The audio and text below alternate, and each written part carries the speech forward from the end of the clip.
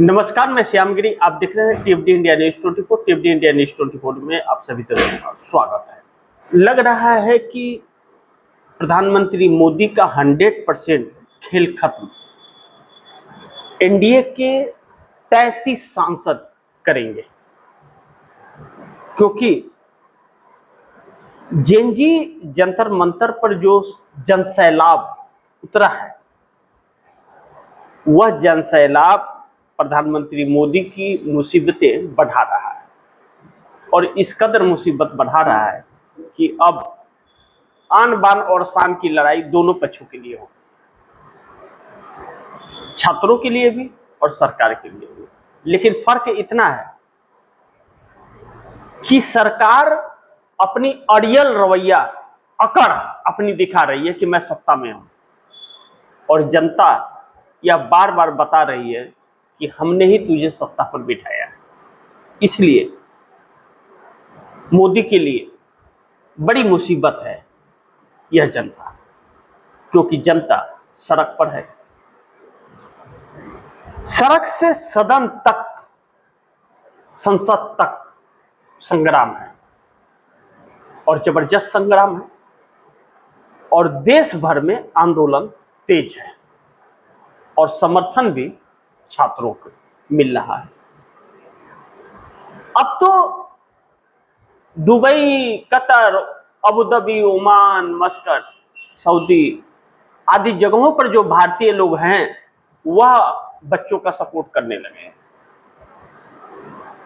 और वह खाना भिजवाने लगे हैं, खाने पीने के लिए, पहनने के लिए सामान, पानी आदि इत्यादि।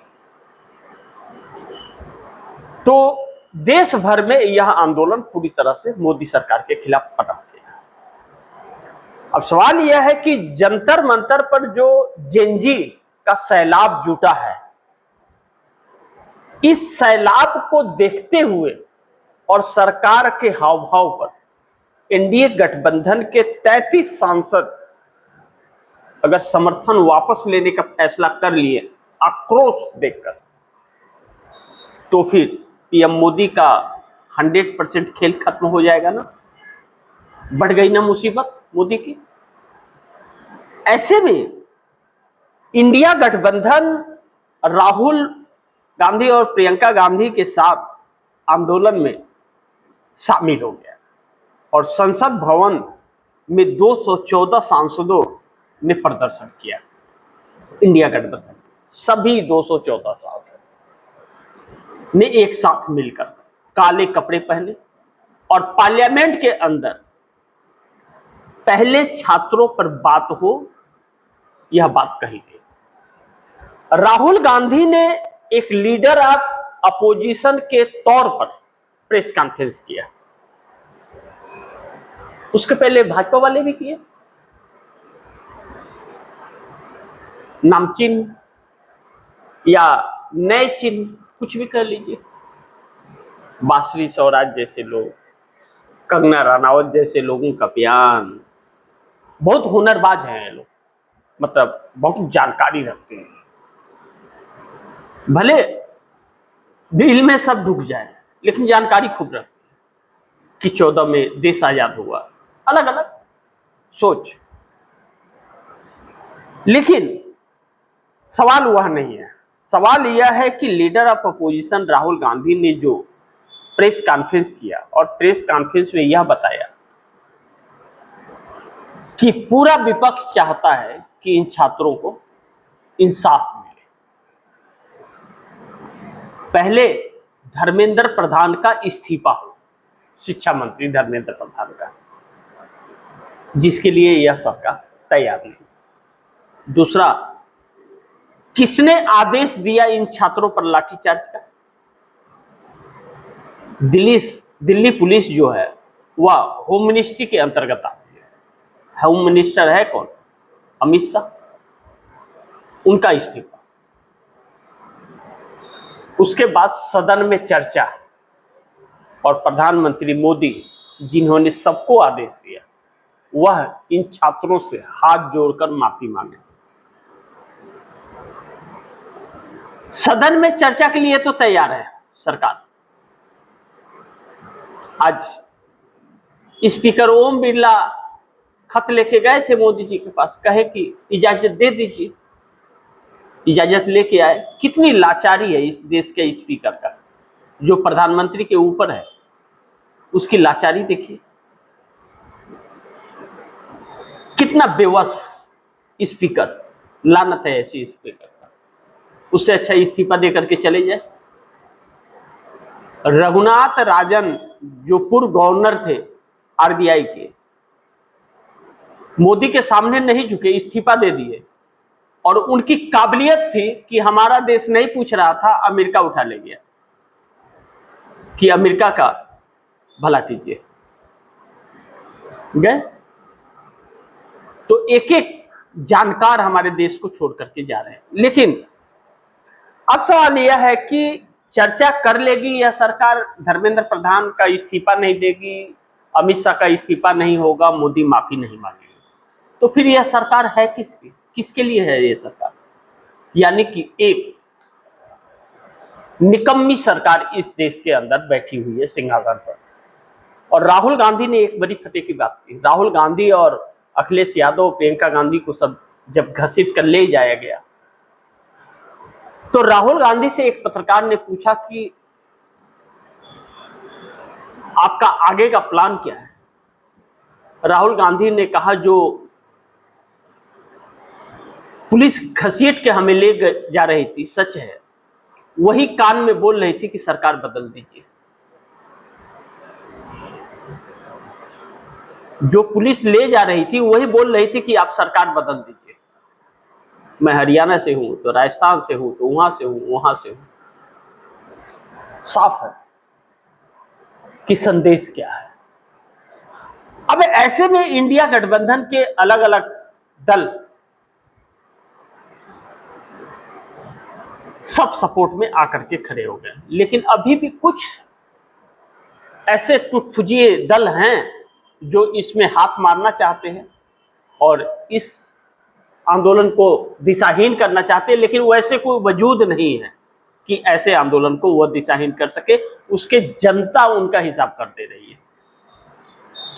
अब ऐसे में पार्लियामेंट चलेगा या यूं ही हंगामा का भेंट चढ़ेगा, यह तो वक्त बताएगा। लेकिन छात्रों को इंसाफ कब मिलेगा, यह बहुत सवाल है। लेकिन दूसरी तरफ एनडीए गठबंधन टूटने की कगार पर आकर के खड़ा हो गया है। 33 सांसद कभी भी छोड़ सकते हैं सरकार का साथ। मोदी और शाह इस वक्त उनको मनाने में लगे हुए हैं। वह 33 है कौन? बड़ी अहम है। अनुप्रिया पटेल भी चक्कर में पड़ी हैं कि यही हाल रहा तो उत्तर प्रदेश में 4 महीने बाद, 5 महीने बाद क्या होगा हाल। जयंत चौधरी बहुत खासे परेशान हैं कि यही हाल रहा तो उधर चंदा चोरी हुआ और इधर छात्रों के साथ बर्बरता, क्या होगा। किसान नाराज। तो यह तो कन्फर्म है कि इनके साथ नहीं रहेंगे, मौके पर तलाश में है। लेकिन चंद्रबाबू नायडू सबसे ज्यादा परेशान है और पवन कल्याण। तो 2 जयंत चौधरी के, एक अनुप्रिया पटेल के। यह असमंजस, मौके की तलाश। दूसरा चंद्रबाबू नायडू 16 सांसद के साथ कि यही हाल रहा तो चंद्रबाबू नायडू तो चुनाव हार जाएंगे। जब मोदी को कोई नहीं पूछ रहा है तो उनको कौन पूछेगा। वो उनके समर्थन से सरकार चल रही है और सरकार झुकने को तैयार नहीं है। ऐसे में चंद्रबाबू नायडू का अल्टीमेटम है कि धर्मेंद्र प्रधान का इस्तीफा ले लीजिए। इधर तो मोदी की अकड़ है ना, अब विपक्ष मांग रहा है इस्तीफा, छात्र मांग रहे हैं, हम देंगे ही नहीं। बल्कि 10,000 पुलिस और पैरामिलिट्री फोर्स दूसरे राज्यों से दिल्ली में बुलाया गया है, क्योंकि दिल्ली पुलिस हेडक्वार्टर को सुरक्षा की जरूरत पड़ गई। सोचिए, यह क्या किसी का खाक सुरक्षा करेंगे? लेकिन वह 10,000 वाकई पुलिस और पैरामिलिट्री फोर्स है या आरएसएस के गुंडे हैं और भाजपा के? क्योंकि अभी तक तो तस्वीरें आरएसएस भाजपा के गुंडों की आई। लेकिन एक बात साफ है, यह अब खुलकर निखर गया कि आरएसएस गुंडों की फौज है, वह कोई सांस्कृतिक संगठन नहीं है। अब ऐसे में मोदी सरकार, नीतीश नायडू इन सबको जो मनाने में लगी हुई है, इसकी धौंस अब काम में नहीं आ रही है। यह खुद बिल में ढुके हुए हैं, परेशान है, एक हरकम सी परिस्थिति है इनके अंदर। और चंद्रबाबू नायडू अब लग रहा है सुनने को तैयार नहीं है। 2 सांसद पवन कल्याण के लोग कब से कह रहे थे कि आप साथ छोड़ दीजिए, मोदी और नायडू दोनों का साथ छोड़ दीजिए, लेकिन बने थे। अब फैसले का वक्त आ गया है। 2-3 दिन और रुके, बहुत कुछ तस्वीरें साफ होने वाली है, क्योंकि यह आंदोलन जिस दिशा में जा रहा है, वह दिशा इस देश को दिशाहीन कर रहा है। यानी कि यह तानाशाही की विरासत को खत्म कर रहा है। मैंने कहा ना, पीएम मोदी 100% पीएम मोदी का खेल खत्म होगा, वह होता हुआ नजर भी आ रहा है। अब ऐसे में अगर 33 सांसद एनडीए गठबंधन से अलग हो जाएंगे तो पीएम मोदी की तो मुसीबत बहुत बढ़ जाएगी, और सड़क से संसद तक अगर संग्राम रहा, इधर छात्र उधर सांसद इंडिया गठबंधन के, और देश भर में आंदोलन तेज हो रहा है, तो जैन जी पर जो सड़क पर उतरा है जन सैलाब ना, वो मोदी सरकार को उखाड़ फेंकेगा। इस बात का डर मोदी साहब को हो गया, अंदाज भी हो गया कि यह हो सकता है।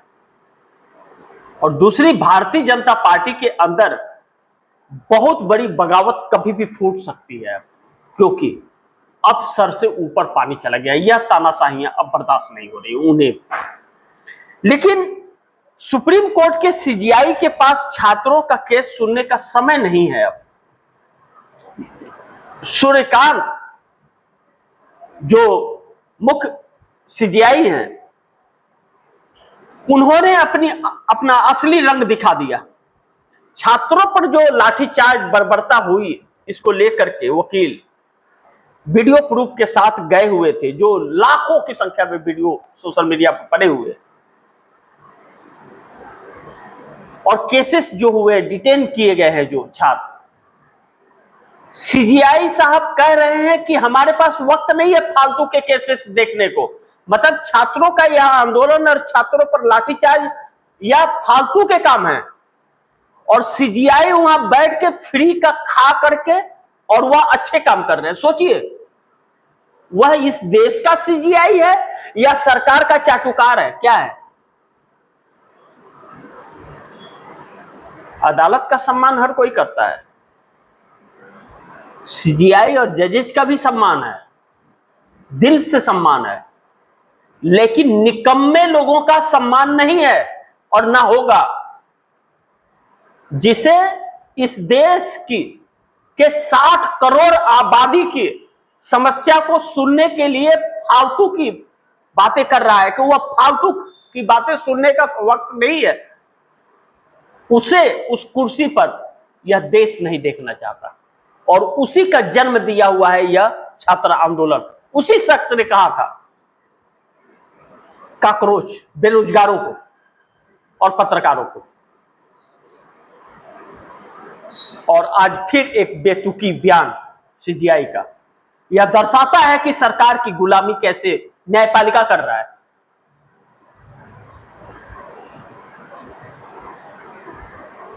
यही सूर्यकांत जो आज सीजीआई है सुप्रीम कोर्ट के, यही मुख्य चुनाव आयोग की नियुक्ति को लेकर के जो कानून गैर कानूनी तरीके से इस सरकार ने बना करके जो चुनाव प्रणाली को ध्वस्त किया है, और आज ज्ञानेश कुमार बैठा हुआ है, उसके केस को नहीं सुना अपनी अदालत में, तारीख पर तारीख देता गया, और आज भी फाइनल नहीं हुआ, अभी तक नहीं हुआ।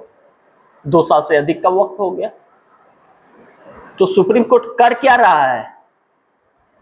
सब तो बहुत है, लेकिन फिर भी सम्मान है, क्योंकि उस कुर्सी का सम्मान है, लेकिन ऐसे शख्स का सम्मान नहीं है जो बेतुकी बात और फालतू बात इस 60 करोड़ की आबादी को कह दे। इससे छात्रों का आक्रोश और बढ़ रहा है। लेकिन वह तो वक्त बताएगा, बड़ी नजदीक है वक्त। साड़ी अकड़ सबकी निकल जाएगी, जितने बिकाऊ माल हैं। कांग्रेस ने बयान दिया है कि इसका हिसाब भी होगा और यह याद भी रखा जाएगा। बयान देने के पहले सुन ले, सीजीआई को साफ तौर पर हिदायत दी गई है। लेकिन मोदी सरकार गिराने के लिए देश में नया आंदोलन और एनडीए के नेता दोहराए जाएंगे। फिर जिस तरह से पूरा देश सड़क पर खड़ा हो गया है और एक ही आवाज, नहीं चाहिए सरकार। तो अभी तक धर्मेंद्र प्रधान पर केंद्रित था आंदोलन और अब सरकार पर केंद्रित हो गया है। तो जब सरकार पर केंद्रित हो गया है तो यह और भी हर राज्यों में यह चल रहा है। जो दिल्ली में है वही हाल देश के हर राज्य में है। बिहार में 20,000 छात्र उतर करके और पुलिस और छात्र का आमना सामना हुआ है।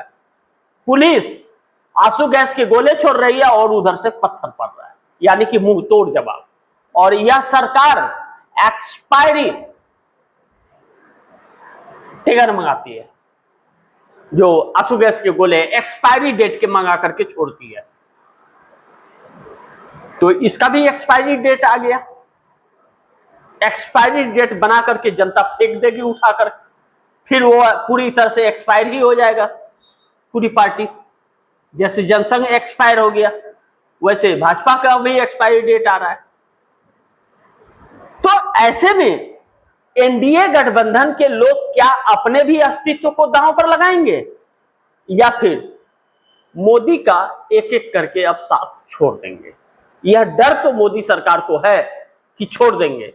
इसीलिए मान मनोवल पर्दा पालिश लगाने का कार्य सरकार शुरू कर रखी है। देखना यह है कि वह पॉलिश में आ जाते हैं या फिर वह साथ छोड़ देते हैं। लेकिन ऐसी नाजुक परिस्थिति में, मुश्किल में पड़ी है यह सरकार कि अब इसकी उल्टी गिनती शुरू हो चुकी है, काउंटडाउन शुरू। बाकी आप दर्शक क्या सोचते हैं? आप दर्शकों की क्या राय है, क्या सुझाव है, कमेंट बॉक्स में जरूर दीजिएगा। इस खबर को ज्यादा से ज्यादा शेयर कीजिए, अपने दोस्तों को भी कहिएगा आगे शेयर करें। और आपने अगर टीएमडी इंडिया न्यूज़ 24 को सब्सक्राइब नहीं किया, सब्सक्राइब कर लीजिए। अपने दोस्तों को भी कहिएगा सब्सक्राइब करें। मिलते हैं अगली खबर के साथ, तब तक के लिए नमस्कार।